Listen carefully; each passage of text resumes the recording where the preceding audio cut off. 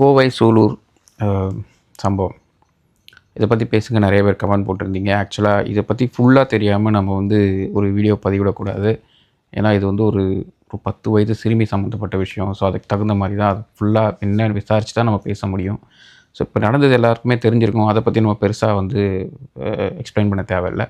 But இதுக்கு தீர்வு என்ன, இது எப்போ நிற்கும்? ஏன்னா போன ஆட்சியிலே இருந்துச்சு, இப்போ தாவேக்கா ஆட்சி அதுலேயும் இப்போ தொடருது அப்படின்ற மாதிரி தான் தோணுது. ஸோ தீர்வு என்ன? இது சட்டங்கள் கடுமையாக்கப்படணும் அப்படின்னு ஒரு வாரத்தில் சொல்லி இதை முடிச்சிடலாமா?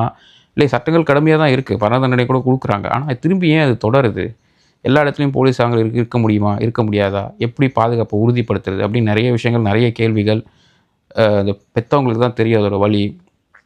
ஸோ என்னோடய பார்வையில் இது எப்படின்னா, பயத்தை உண்டு பண்ணுங்கள். இனிமேல் இந்த மாதிரி ஒரு விஷயம் நடத்தணும்னு யாரும் நினச்சாங்கன்னா அந்த பயம் அவங்க கண்ணு முன்னாடி வரணும். என்னை பொறுத்த வரைக்கும் நீங்கள் அவங்களுக்கு என்ன தண்டனை கொடுக்குறீங்களோ, என்கவுண்டர் பண்ணுறீங்களோ இல்லை தூக்கு தண்டனையோ எதுவோ, அதை அந்த பெற்றோர்களுக்கு முன்னாடி பண்ணுங்கள். முடிஞ்சால் சட்டசபை மாதிரி அதை லைவ் டெலிகாஸ்ட் பண்ணுங்கள். பார்க்குற எல்லாருக்கும் நாளைக்கு நமக்கு இப்படி தான் நடக்கும் அப்படின்ற ஒரு பயம் வரணும். அந்த பயத்தை க்ரியேட் பண்ணுங்கள். அப்போ தான் இதுக்கு ஒரு தீர்வு கிடைக்கும். வெறும் ஆட்சி மாற்றத்தால் மட்டும் இதுக்கு பெரிய தீர்வை கொடுக்க முடியும் எனக்கு தோணலை.